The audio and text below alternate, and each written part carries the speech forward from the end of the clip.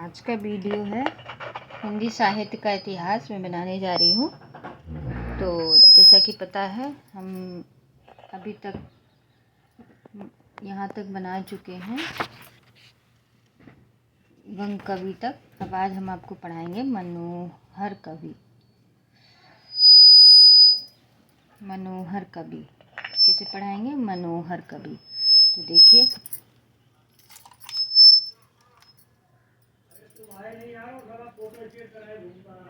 मनोहर कवि एक कछवाहे सरदार थे जो अकबर के दरबार में रहा करते थे।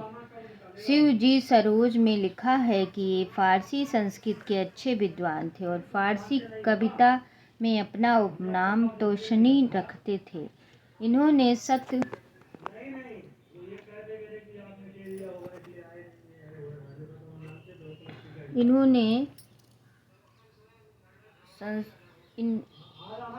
अकबर दरबार में रहा करते थे। शिवजी सरोज में लिखा है कि ये फारसी और संस्कृत के अच्छे विद्वान थे और फारसी कविता में अपना उपनाम तोशनी रखते थे। फारसी कविता में उपनाम क्या रखते थे? तोशनी। क्या रखते थे? तोशनी। इन्होंने शत प्रश्नोत्तर नाम की पुस्तक बनाई। कौन सी पुस्तक बनाई?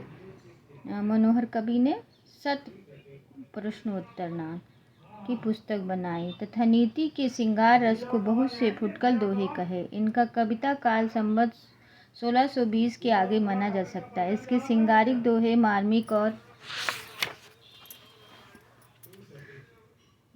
मधुर हैं, पर इनमें कुछ फारसीपन के छींटे मौजूद हैं। 2-4 नमूने देखिए। इंदु बदन नरगिस नयन सबल बारे बार उर कुमकुम कोकिल बयन जहि लाखे लाजत मार। बिथुरे सुथरे चीकने घने घने घुघवार रसिकन के जंजीर से बाला तेरे बार। अचरज मोही हिंदू तुरुक बाद करत संग्राम इक दीप्ति सो दीपियत काबा काशी धाम। बलभद्र मिश्र ये ओरछा के संध्या पंडित ब्राह्मण पंडित काशीनाथ के पुत्र और प्रसिद्ध कवि केशवदास के बड़े भाई थे। बलभद्र कौन थे? केशवदास के बड़े भाई। इनका जन्म काल संवत 1600 के लगभग माना जा सकता है। बालभद्र का कितना माना जाता है? 1600 लगभग। इनका नखशिख श्रृंगार का एक प्रसिद्ध ग्रंथ। इनमें इन्होंने नायिका के अंगों का वर्णन, उपमा, उत्प्रेक्षा, संदेश आदि अलंकारों के प्रचुर विद्वान द्वारा किया। कौन कौन से?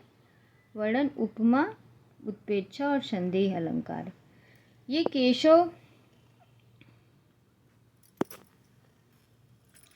केशवदास के समकालीन या पहले से उन कवियों में थे जिनके चित्त में रीति के अनुसार काव्य रचना की प्रवृत्ति हो रही थी। कृपाराम ने जिस प्रकार रस रीति का अवलंबन पर नायिकाओं का वर्णन किया, उसी प्रकार बलभद्र नायिका के अंगों का एक स्वतंत्र विषय बनाकर चले थे। इनका रचना संवत 1540 के पहले माना जा सकता है। रचना इनकी बहुत प्रौढ़ और परमारित है। इनके अनुसार होता है नखशिख के अतिरिक्त इन्होंने और पुस्तकें भी लिखी होगी। संवत 1891 में गोपाल कवि बलभद्र कृत नखशिख की एक टीका लिखी, जिसमें उन्होंने बलभद्र कृत 3 और ग्रंथ का उल्लेख किया: बलभद्री व्याकरण, हनुमान नाटक और गोवर्धन सतसई टीका। पुस्तकों की खोज में इनका दूसर विचार नाम का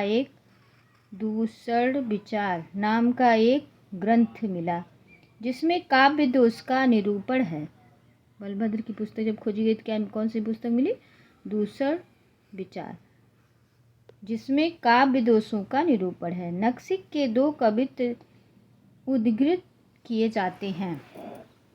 देखिए, पटल नयन को कंद के से दल दो, बलभद्र बासर उनीद लाखों बाल में। शोभा के सरोवर बाड़व की आभा कैथो, देवधुनी भारती मिली पुण्य काल में।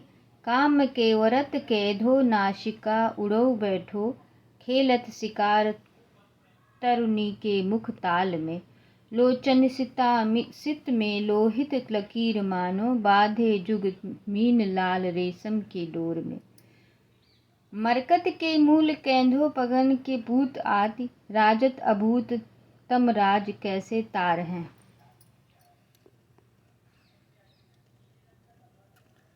मखतुल गुण ग्राम शोभित सरस श्याम, काम मृग कानन के कुहू के कुमार हैं। कोप के किरण में जल जालन नील तंतु, उपमा अनंत चारु चंवर सिंगार है। कारे सटकारे भीजे सोधे सो सुगंध बास, ऐसे बलभद्र नौ बाल तेरे बार हैं।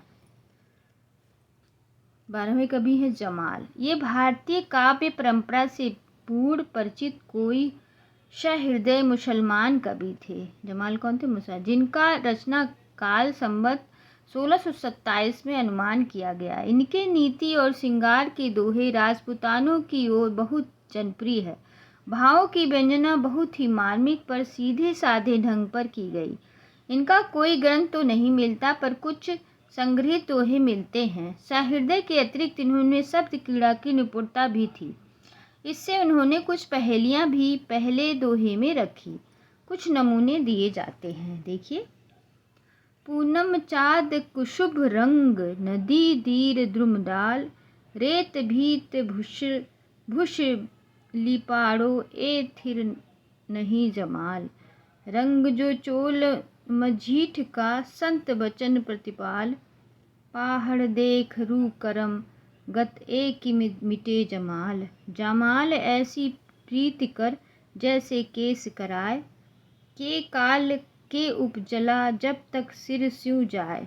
मनसा तो गाहक भय नैन भय दलाल, धनी बसत बेचे नहीं किस विध बने जमाल। बाल बड़े धौला भय, तर बड़े भय लाल, भृश पड़े काला भय, कार कोल जमाल।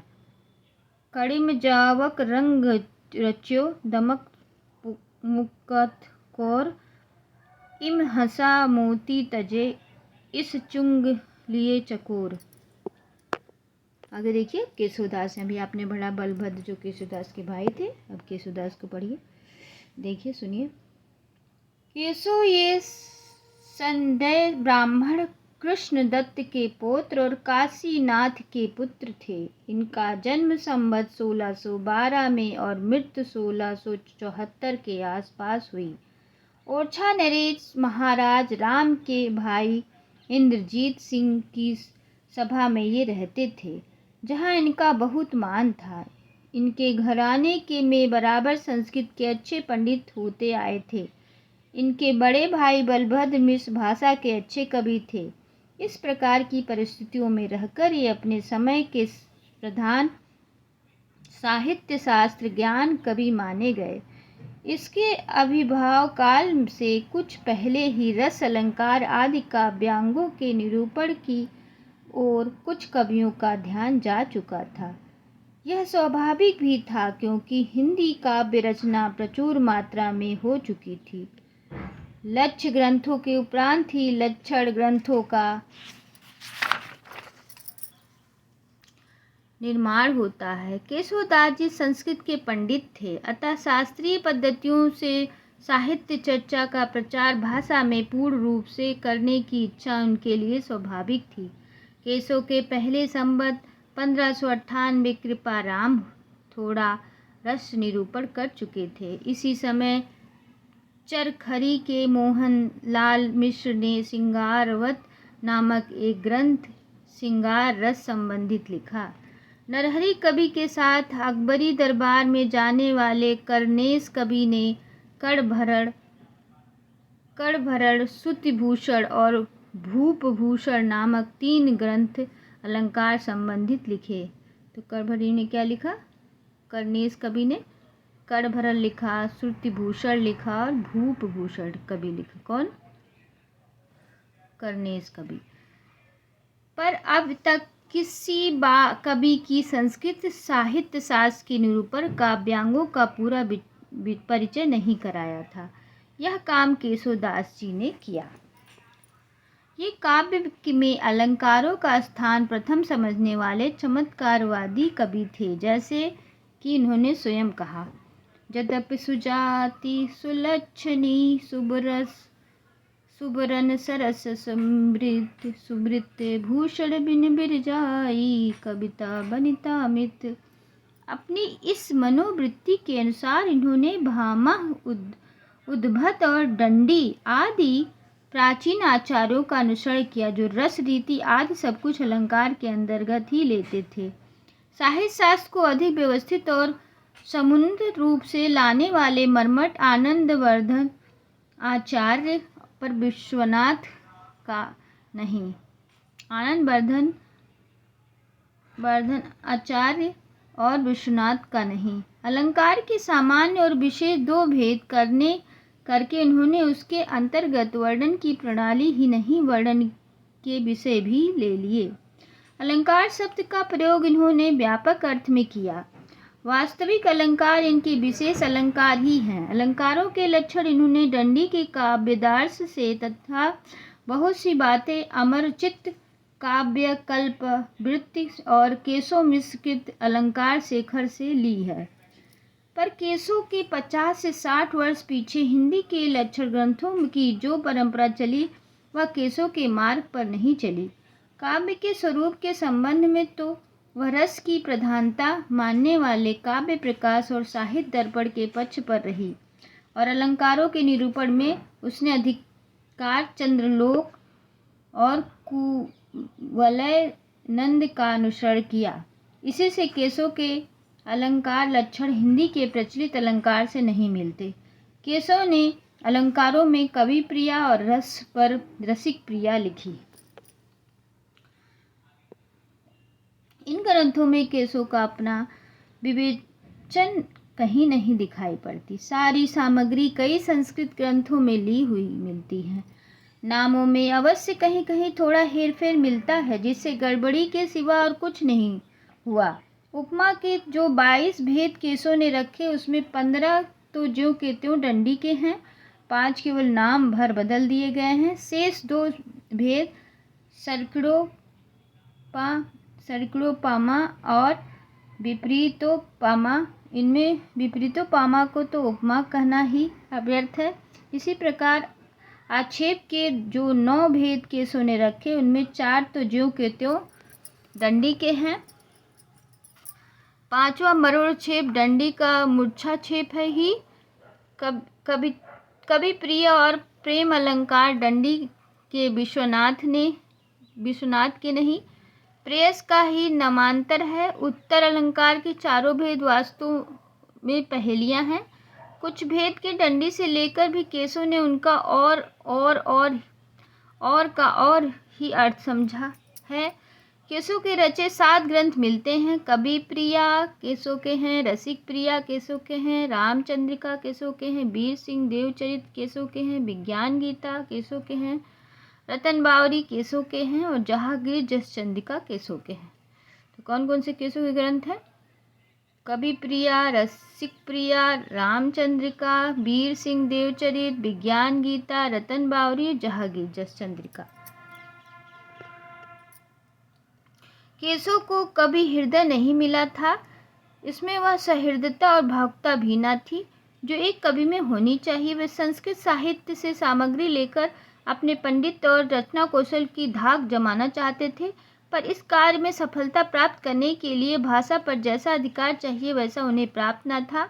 अपनी रचनाओं में उन्होंने संस्कृत काव्य की उक्तियाँ लेकर भरी हैं, पर उन उक्तियों को स्पष्ट रूप से व्यक्त करने में उनकी भाषा बहुत कम समर्थ थी। पदों और वाक्यों के न्यूनता, अशक्त फालतू शब्दों के प्रयोग और संबंध के अभाव आदि के कारण भी अप्रजल और उबाड़ खबाड़ हो गई और तात्पर्य भी स्पष्ट रूप से व्यक्त नहीं हो सका। केशव की कविता जो कठिन कही जाती है, उनका प्रधान कारण उनकी यह त्रुटि है, उनकी मौलिक भावनाओं की गंभीरता जटिलता नहीं। रामचंद्रिका में प्रसन्न राघव, हनुमान नाटक, अनघ्रघव, कादम्बरी और निषाद की बहुत सी उक्तियां का अनुवाद करके रख दिया गया है।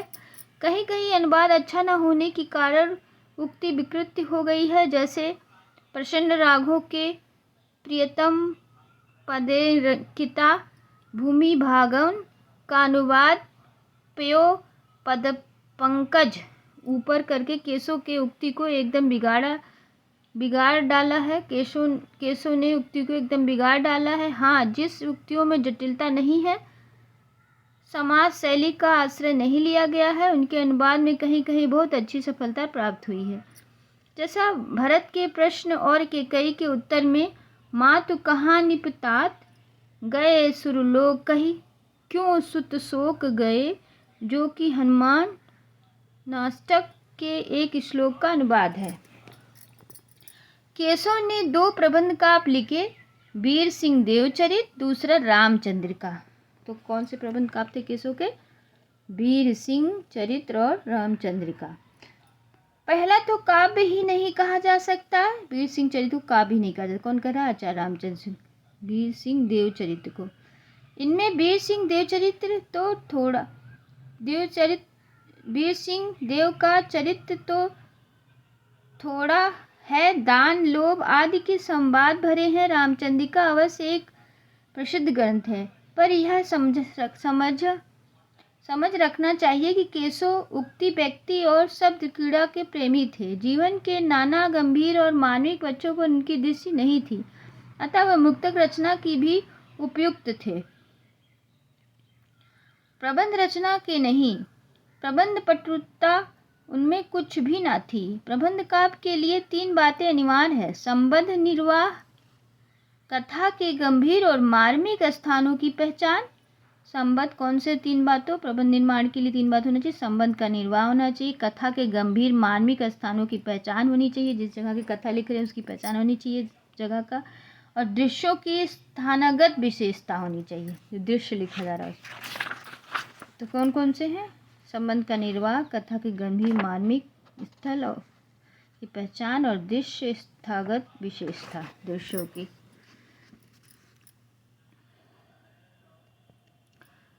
संबंध निर्वाह की क्षमता केशव में नहीं थी। नमस्ते, अगले दिन। ये तो बहुत बड़ी हो जाएगी वीडियो। तो ये है आपका हिंदी साहित्य का इतिहास। तो आशा करती हूँ आप इसका फ़ायदा उठाएंगे और सुनेंगे और अपने एग्ज़ाम में इससे लाभ लेंगे।